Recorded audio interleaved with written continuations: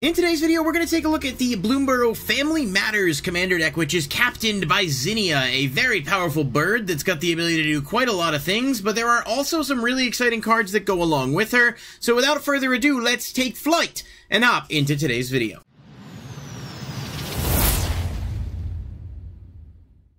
Alright guys, thank you so much for being here. I really do appreciate everyone that takes the time to watch these videos, and if you do enjoy them, be sure to hit that like button and subscribe. Click the bell icon if you want to stay notified when new videos are posted. It is going to be the easiest way to make sure you keep up to date with the newest Magic the Gathering information, and occasionally do make other videos talking about non-spoiler circumstances. It's just we've been in such a spoiler season that doesn't seem like it's ended, that I try to stay on top of the content I know people are going to be most interested in.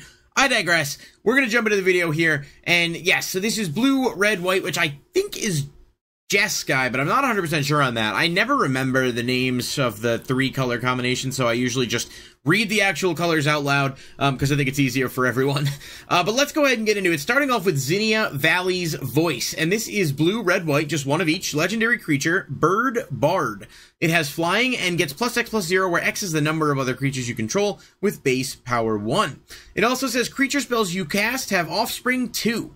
Now, I have to say, out of all the commanders that I've seen for all four decks, I love this one the most. I think Offspring is a really cool mechanic, and the fact that this gives them all Offspring opens up so many different possibilities, because you can do so many things with the different creatures that you're copying, and there are going to be, when we do the video talking about upgrades for this deck, there's going to be a lot of things that I think are worth touching on, but I haven't gotten that deep into the research yet, so that'll be another video coming along a little bit later. But overall, I think Zinnia is a super cool card, because basically anything you cast, if you pay an extra 2, you get a 1/1 token copy of that creature. And of course, Zinnia does get buffed by any creature you control that have base power 1.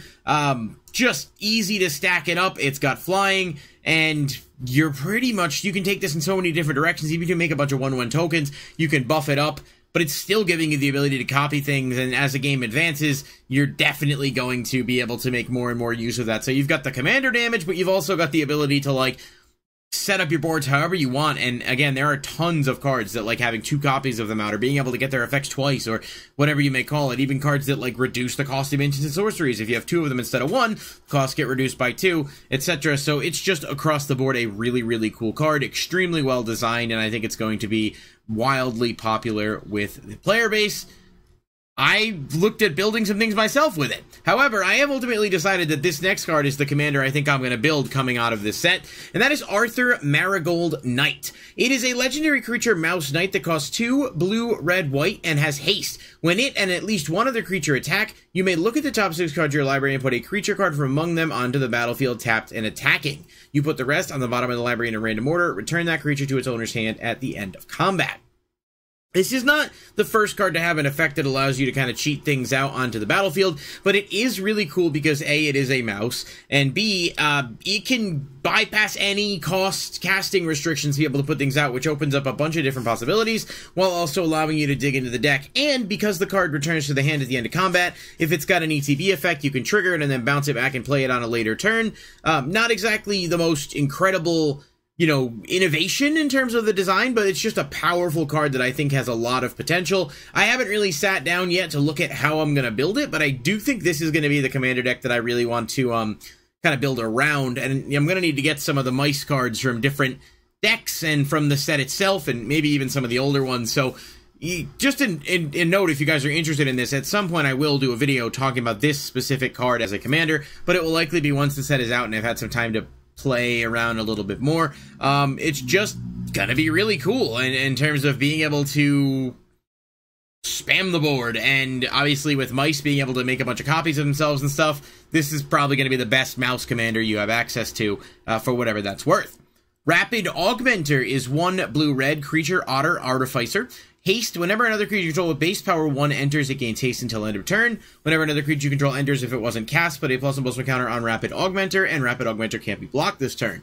Obviously, right off the bat, this works really, really well with your commander, because all of the offspring you're not casting, you're just making copies. So if you have this out, you cast something with offspring, you make a copy, this thing gets a counter and then can't be blocked. And those other creatures get haste, so you're kind of aggressively pushing while also getting a lot of stuff out. And while you know, the base power 1 creature is not necessarily going to be strong to deal a ton of damage right on its own. Its effects are not negated, so there are some new mice that when they attack, they buff other mice. More creatures that are attacking, the stronger they get. You can kind of see exactly where the combo lines go with this deck if you're playing the Bird Commander. But also, I think this will fit nicely into, like, the Otter decks that have blue and red and are more like Spellslinger or Storm-focused, because it works well with that, too. There's obviously a bunch of different directions to take it, and I like how they kind of split these decks up by they didn't just put all birds in the bird deck. They put, you know, different things in each one that both work within the deck itself, but also do combine well with some of the other, you know, cards that are in the main set. I just think that's really cool. Pollywog Prodigy is 1 and a blue creature frog wizard with evolve. Again, A+ artwork here. This is just so well done. Whenever an opponent casts a non-creature spell with mana value less than Pollywog Prodigy's power, draw a card. Not bad. I mean, you can definitely make it strong, and your opponent's probably going to want to get rid of it at some point, because anything they start to cast, if it's lower than Pollywog, is going to end up getting you resources.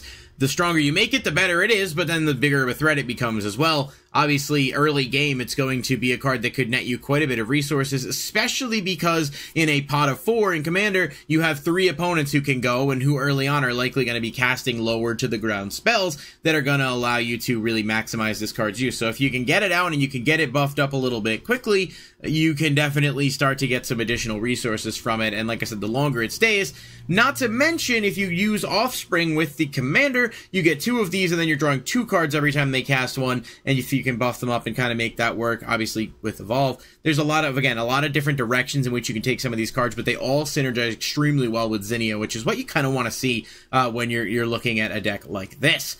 Fortune Teller's Talent is a class enchantment that costs 1 blue. It says you may look at the top card of your library at any time. If you get it up to level 2, it says as long as you've cast a spell this turn, you may play cards from the top of your library. And if you get it to level 3, it says spells you cast from anywhere other than your hand cost 2 less to cast. Just, again, really strong card overall, generically speaking, but it works really, really well with the Otter deck. I think that's going to be one of those decks where, like, you're casting a lot of spells and trying to get a lot of those prowess effects and stuff, and this is going to make it a lot easier to do that while fitting into it as blue. It's not as great in the deck in terms of its synergy with Zinnia as some of the other new cards here, but it's still good, and it's definitely a card that's going to have a lot of application in other decks. I mean, you can just kind of tell by reading the effect there. Alright, we've got Agate, or Agate? I don't fucking know. Agate Instigator, we're going to call it, or Agate, I don't know. Leave it what you want it to be, I suppose. It's 1 and a red creature, lizard rogue with offspring, 1 red. You may pay an additional 1 red as you cast a spell. If you do, when this creature enters, create a 1/1 token copy of it. Whenever another creature you control enters, this creature deals 1 damage to each opponent. It is Impact Tremors, but on a body, and having offspring means you can pay 4 mana to have 2 of these out, so every time you start playing a creature, you're hitting the opponent for 2. Now, here's an interesting question. I like to pose these sometimes to the audience, because people who are more familiar with rulings know better than me. If you have Zinnia out and you cast this, does it get an additional instance of offspring, so you could theoretically play 6 mana and get 3 copies of this, because it's giving it offspring 2? I'm curious about that, so let me know in the comment section down below if anyone's familiar with that ruling, because if it is, it's a really cute interaction that, you know, again, gives you a lot of pressure, because if you're dealing 3 damage every time you play something, but even with 2, it's very good. Decks like Goblins that just spam a bunch of creature tokens, every time you play one, you're hitting 1 or 2 if you have a copy of it. It's just a really, really good card, and the more tokens you make, the more damage these deal. It's just really, really strong. Jacked Rabbit is X1 white creature, rabbit warrior with Ravenous. If you're unfamiliar with Ravenous, it was actually only used in the Warhammer 40k Precon for Tyranids up to this point, so this is a new instance of it here in a non-Universes Beyond product. It says this creature enters with X +1/+1 counters on it. If X is 5 or more, draw a card. Obviously, you have to pay 7 for that to work, but whenever Jacked Rabbit attacks, create a number of 1/1 white rabbit creature tokens equal to its power. Obviously, you can see where this is a really strong card if you do bring it out with a lot of counters. You make a bunch of the tokens, and we just showed some of the other cards that work really well with tokens when they come out. The stronger this gets, the better it gets, and if you do have the mana to play it and kind of go all in with it, you're getting a lot of tokens, and there's so much token synergy with this deck. It's just a cool card, and it's just every turn is going to be making more tokens. And then the more tokens you have, the stronger Zinnia gets as well, so you're able to put more damage with the commander. Just a really nice kind of circle of support. You'll see where it's going. It's just overall a really cool card. Murmuration is 4 and a white enchantment. It says birds you control get +1/+1 and have vigilance at the beginning of your end step. For each spell you've cast this turn, create a 1/2 blue bird creature token with flying named Stormcrow. So it's literally a Stormcrow. For every spell you cast, you get an extra token.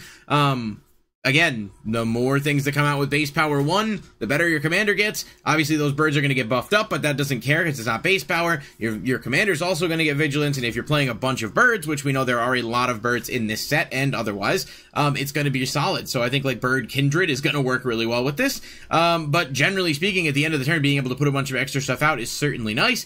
And as you know, blue-white has a ton of different things that work really well with birds and spirits, and a lot of those are the lower to the ground flying stuff. So there's obviously going to be a lot of different ways to take that from a building perspective. That's just kind of the way it's going to go.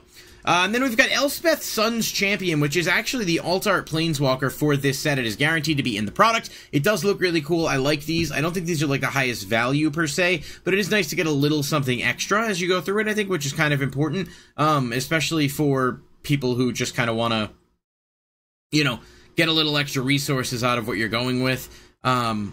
I think it's neat. I think the commander decks are definitely going to have like a bit of a better, you know, kind of arrangement of those. I also just realized I missed one as I was going through this list, which is my apologies. This is TCG Player had it laid out a little weird. Calamity of Cinders as well is 5 and 2 red sorcery with Convoke, deals 6 damage to each untapped creature. Absolutely bonkers, really, in a deck that is going to make a bunch of creature tokens, because you just tap whatever the hell you want, and then you cast it, and you basically wipe the other players' boards, assuming they don't have a bunch of tap stuff. It has its ups and downs, and it is sorcery speed, so it is a little bit slower, but it's definitely a cool board wipe that is interesting enough to say, like, you know, you definitely want to keep an eye on it. Overall, I think the cards in this deck are pretty impressive, even if, you know, surprisingly, some of them have synergy. I think out of the box, this will be pretty solid if you're just playing at a more casual level, but there's a lot of things to kind of like about it here, and it's going to be interesting to see what people do in terms of upgrades and how they make the decks work.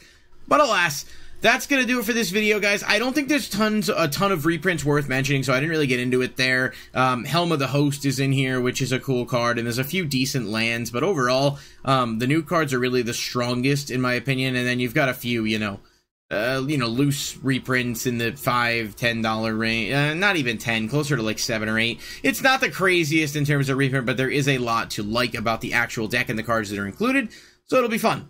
I'll catch you guys in the next video. Peace.